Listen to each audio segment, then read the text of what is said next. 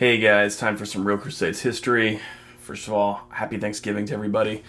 I got an email this morning from a subscriber to the channel named Nobody Inun, who's a cool guy with a lot of interest in Crusades history, and he actually reminded me of something very important that I think is easy to forget.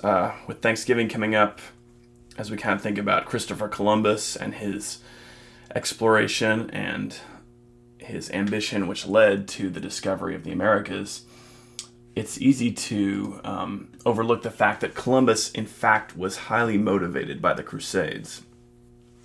In fact, a big part of the reason he actually set out to explore was he hoped to, one, find enough gold to really help the Spanish monarchs finance a massive new crusade to Jerusalem. And also he wanted to find a new way to get to Jerusalem, as opposed to actually going through the whole Ottoman Empire. He thought he could sail around, kind of towards India, around the other side, and come at Jerusalem that way.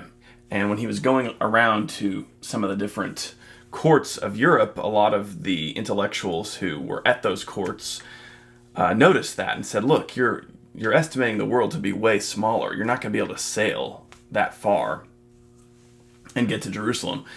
But Columbus kind of refused to listen to that. Columbus is a really good lesson in how just sheer determination and the refusal to quit can lead to success. You know, the fact is, a lot of these people who thought that he was wrong were actually right about the size of the earth.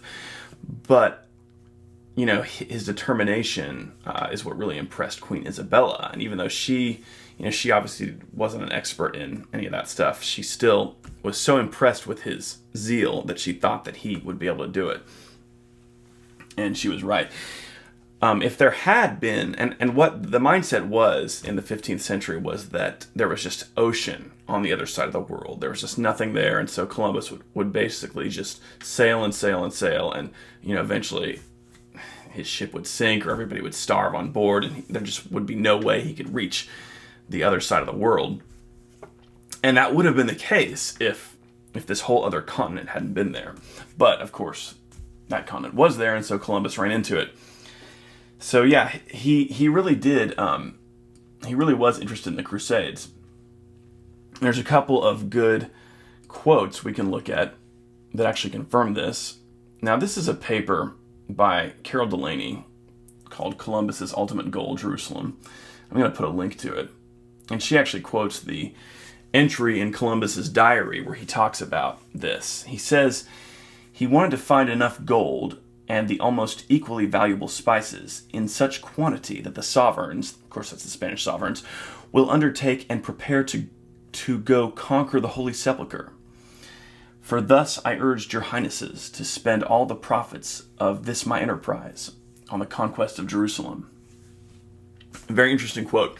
There's some other quotes like that from his diary. But yeah, if you ever get a chance to read Columbus's diary, it's really, there's a lot of imagery of Jerusalem and kind of his Christian zeal in there. And this is kind of an interesting quote too, because it shows that he'd been talking to the King and Queen of Spain about this idea of Jerusalem and a new crusade to be financed by the profits of his expedition. He talked about this with them before, and Carol Delaney points that out in her paper. So another thing we can look at is Las Casas, one of the most famous writers from this period. He actually talked about Columbus's interest in the Crusades also. So this is a quote from Las Casas, and I'm going to put the source of it in the About box. He was singularly moved and affected by the thought that God should have adjudged him worthy to help in some way towards the recapture of the Holy Sepulchre. To this end, confident that God would guide him to discovery of this promised world, he entreated her gracious majesty, Queen Isabel, to take a vow that all the wealth he discovered in her name would be devoted to the recapture of the Holy Land and the holy places of Jerusalem, a vow the Queen did make. Again, a very interesting comment. Columbus and Queen Isabel I of Spain were very like-minded in that they were both very serious Catholics, very serious Christians, and they also were both very interested in the Crusades.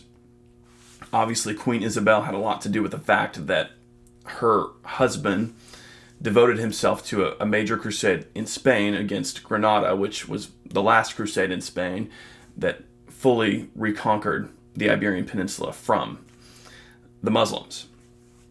And it's kind of interesting that once that was done in 1492, that's also when Columbus set out for his expedition.